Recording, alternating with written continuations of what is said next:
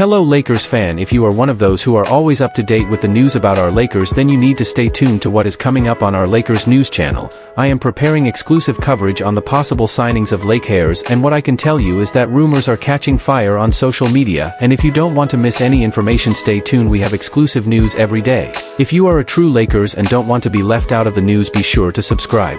Subscribe to the channel and turn on notifications. Let's go to the video. Austin Reeves owns up to Game 1 struggles, but reminds everyone, the series isn't over. Austin Reeves has grown into a true complementary star alongside LeBron James and Luka Doncic, a vital piece in the Lakers' championship puzzle. If LA is serious about chasing banner No. 18, they're going to need Reeves at his best. The road to that title began Saturday night, when the Lakers hosted the Minnesota Timberwolves in Game 1 of their first-round matchup. Coming in as slight favorites thanks to their star power and home court advantage, the Lakers were expected to set the tone early. But Minnesota had other plans, and they made that clear with a commanding 117-95 win that flipped the narrative and put LA on its heels. Reeves, unfortunately, had one of his toughest nights of the season. In the first half, he scored just 2 points, his lowest output in months. Though he found a rhythm in the third quarter and managed to chip in a few key buckets, the damage had already been done. The Lakers couldn't stop Minnesota in transition or close out effectively on shooters, and by the fourth, the gap was simply too wide. After the loss, Reeves didn't make excuses. He faced the cameras, faced the criticism, and owned it. "Terrible," he said bluntly. "I didn't play well, plain and simple. I hit a couple shots in the third, but I've got to be better throughout the game. I need to help control the tempo, help us find our rhythm. I'll watch the film, learn from it, and come back stronger." But more importantly, Reeves reminded everyone of one crucial thing: this series is far from over. "One game doesn't decide a series," he said. "We've got another chance Tuesday night to even things up at home before heading to Minnesota. You don't lose a series in Game 1, Game 2, or even Game 3, you lose when you've lost 4. That's the mindset we have to keep. We know we didn't meet our standard, but if we play the way we're capable of, we'll be fine." Urgency without panic. It's easy to overreact to a blowout loss in the playoffs, especially when expectations are sky high. But Reeves' comments reflect a grounded, mature mindset that the Lakers will need moving forward. Game 2 now becomes a gut-check moment. The Timberwolves have already proven they're not intimidated by LA's pedigree or star power. They're deep, physical, and play with a chip on their shoulder. For the Lakers, that means no more slow starts, no more lapses in effort, and no more relying solely on Luka or LeBron to carry the load. Everyone needs to rise to the moment, including Reeves. Rich Paul, Austin Reeves is the X factor.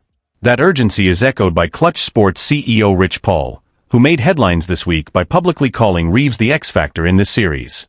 According to Paul, Reeves' two-way impact and ability to play with poise under pressure will be essential if the Lakers want to overcome the Timberwolves. "He's not just a role player anymore," Paul said. "He's a guy who can change the game with his energy, his shot-making, his toughness. If he steps up, it changes everything." And he's right. When Reeves plays with confidence, attacking closeouts, pushing the pace, knocking down open looks, it gives the Lakers a much-needed spark. He's the kind of player who can tilt the floor and shift momentum with just a few big plays. Looking ahead, Lakers need everyone locked in.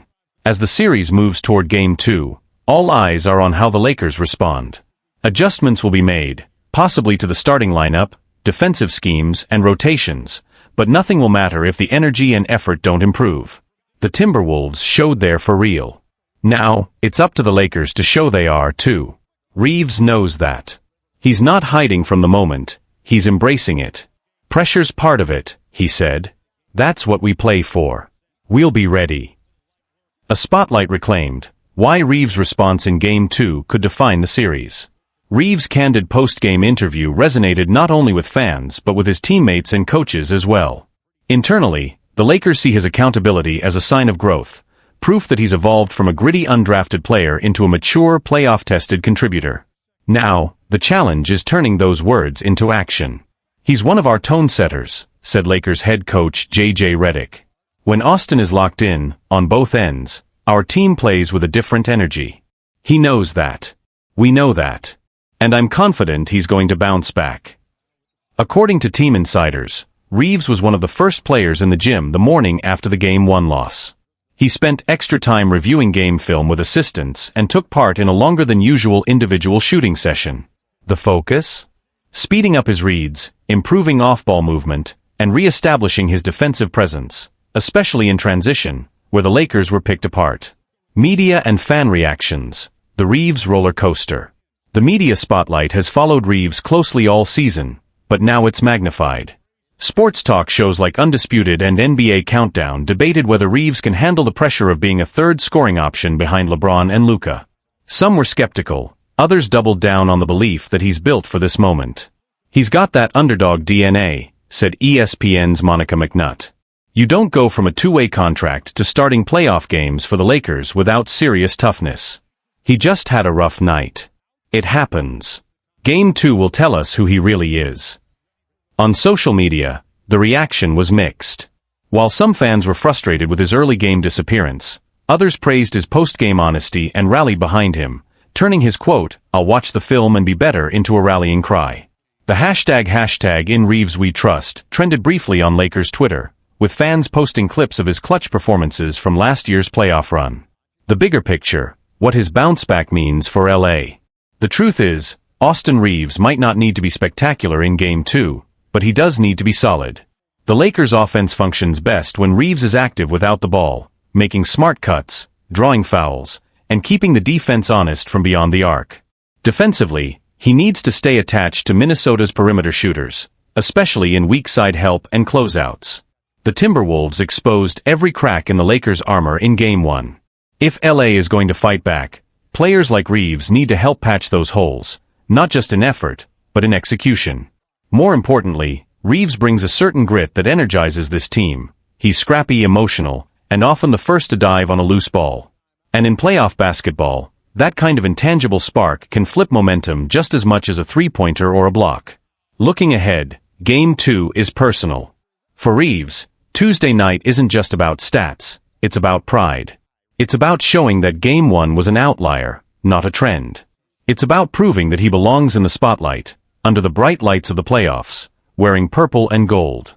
And the Lakers will need every ounce of that fire if they want to protect home court and head to Minnesota with the series tied. "We're still in this," Reeves said with quiet confidence. "No panic. We just have to respond. That's what great teams do." Now it's time to find out, can the Lakers rise? And will Austin Reeves be the one to lead the charge? Luka Doncic.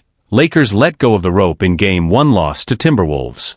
Everything seemed to be clicking for Luka Doncic and the Los Angeles Lakers in the opening quarter of Game 1 against the Minnesota Timberwolves. Doncic was in full control, pouring in 16 points and helping the Lakers jump out to a 28-21 lead. For a moment, it looked like LA had set the tone. But that momentum quickly vanished. The Lakers were outscored 38-20 in the second quarter, and things only got worse from there. Over the final 3 quarters, Minnesota completely took over, outscoring LA 96-67 and securing a dominant win to kick off the postseason. Head coach J.J. Redic called out his team's lack of physicality after the loss, a point Doncic echoed when reflecting on what went wrong. "Absolutely. I think in the first quarter, we played our style. We were aggressive, physical," Doncic said. "And then, we just let go of the rope. You can't do that in the playoffs. You've got to play with that same energy for all 48 minutes. Every single possession counts." On defense, they got whatever they wanted. When asked about the Lakers' defensive struggles, Doncic pointed to the same issue, lack of toughness, and poor perimeter defense. "They were just more physical. They knocked down a lot of threes," he explained. "We've got to limit their looks from deep, especially those clean ones. We weren't getting out to shooters. They were pushing the pace, getting in transition. They basically got whatever they wanted." While it's unlikely Minnesota will shoot over 50% from 3 again, Doncic knows that many of those shots were wide open, and that's a problem the Lakers must address. "I mean, give them credit, they hit shots," he said. "But they hit 21 threes. That's way too many. You can't let a team shoot 60% from deep and expect to win. We've got to make them uncomfortable, chase them off the line, contest everything." Carrying the load alone. Despite the loss, Doncic turned in an impressive individual performance, finishing with 37 points on 12 of 22 shooting. He got to his spots, made plays, and was clearly the Lakers' offensive engine. But in the playoffs, one-man efforts rarely get you far. If the Lakers want to turn this into a real series, they'll need help, on both ends of the floor. What did work, and what needs to carry over? Late in the third quarter, the Lakers showed signs of life, cutting into the Timberwolves' lead with a small run. Doncic believes that stretch showed what this team is capable of when they stick to their identity. "I think we just played our game," Doncic said. "We brought the physicality, got stops, ran the floor, and played with energy. That's what we have to do consistently. We know who we are, we just have to bring it every night." Looking ahead to Game 2, no room for error. With Games 3 and 4 set to take place in Minnesota, Game 2 at home suddenly feels like a must-win for LA. Falling behind 0-2 would give the Timberwolves a huge advantage and put immense pressure on the Lakers to steal one on the road. For Doncic, there's no sugarcoating it, this is do-or-die territory. "We've got to respond," he said. "We can't afford to drop another one at home. We know what's at stake, and we've got to play like it." Game 2, a defining night for LA. As the countdown to Game 2 continues, the atmosphere around the Lakers has shifted from concern to conviction. Inside the team facility, there's been a noticeable increase in intensity, extra reps after practice, more vocal leadership, and a clear understanding of what's at stake. "Game 2 is a must," said Anthony Davis, who faced criticism for his passive play in the opener. "No one needs to tell us that.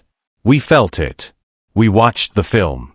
We know what went wrong, and now it's time to respond." LeBron James, always calculated but never complacent, took on more of a mentoring role in the days between games. According to team insiders, LeBron and Luka have been reviewing game footage together, breaking down defensive schemes, and looking for exploitable mismatches. It's a rare glimpse into how the passing of the torch between generations can also become a shared mission. "They've been locked in," one assistant coach told The Athletic. "Luka is hungry, and LeBron's guiding him through the fire." Adjustments coming? Redic under pressure. First-year head coach J.J. Redic is also under a microscope. While his basketball IQ is widely respected, Game 1 marked his first true test in a high-stakes playoff environment. Critics pointed to a lack of in-game adjustments, particularly on how to contain Minnesota's three-point shooting. There's talk of a potential starting lineup tweak, perhaps bringing in Jared Vanderbilt or Taurean Prince to increase defensive flexibility. Redic remained tight-lipped, only saying, "We're considering everything. Nothing's off the table." Still, many around the league are watching to see how Redic responds. "This is where you earn your stripes as a coach," said Kendrick Perkins on ESPN's NBA Today. "He's got a veteran locker room, but he's also got to lead them now. This is the moment." Minnesota's confidence grows. "We smell blood." On the other side, the Timberwolves are not just confident, they're hungry.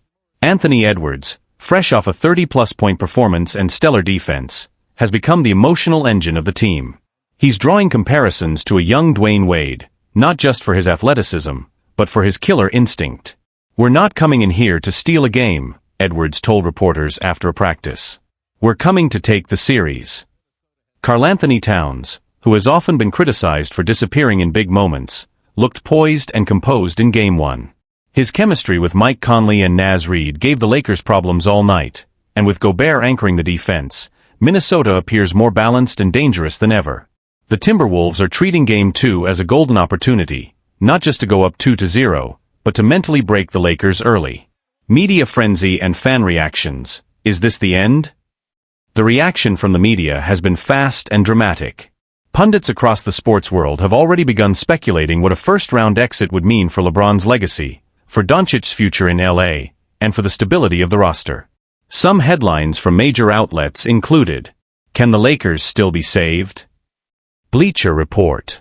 "Luka needs help, or LA will burn out fast." Yahoo Sports.